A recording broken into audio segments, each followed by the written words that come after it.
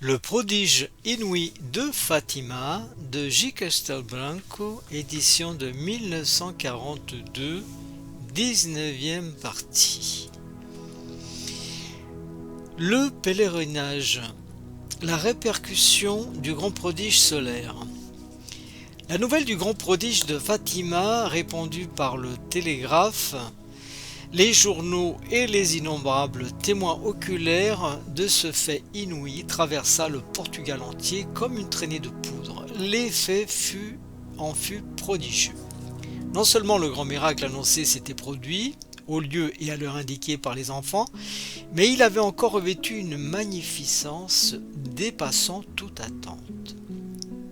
La preuve était faite de la réalité des apparitions. Depuis ce moment solennel, la Cova de Iria fut considérée par le peuple comme un lieu saint, un vrai sanctuaire et un nouveau Lourdes, où les pèlerins, valides et infirmes, continuèrent à affluer sans interruption. Loin d'encourager ces manifestations, le clergé se tenait toujours prudemment à l'écart, mais Notre-Dame du Rosaire se plaisait à entretenir puissamment la dévotion de ces pèlerins de Fatima. Non seulement elle leur accordait de fréquentes guérisons, mais elle soulevait leur enthousiasme en renouvelant encore à certains jours un prodige touchant entre tous.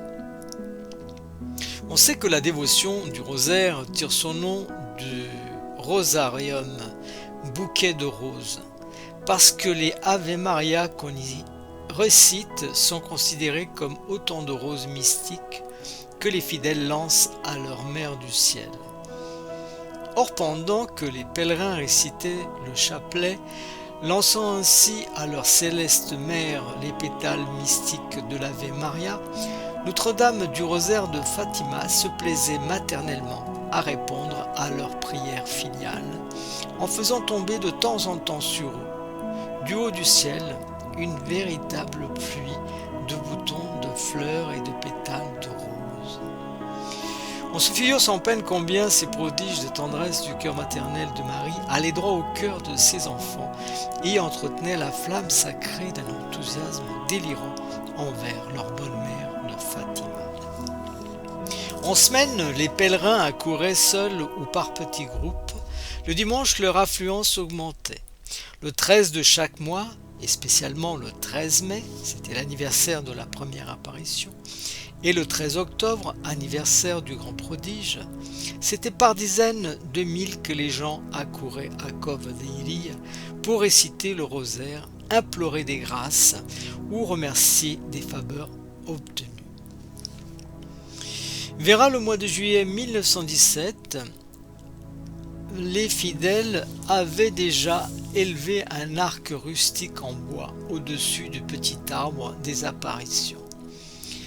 Le 28 avril 1919, ils remplacèrent l'arc primitif par une petite chapelle en pierre, dite chapelle des apparitions, bâtie à côté du chêne vert avec les aumônes que les pèlerins y déposaient. Le pèlerinage et le culte de Notre-Dame du Rosaire de Fatima allaient ainsi se développant d'un élan irrésistible, mais étaient laissés complètement à la dévotion des fidèles dans l'intervention d'aucune organisation religieuse officielle.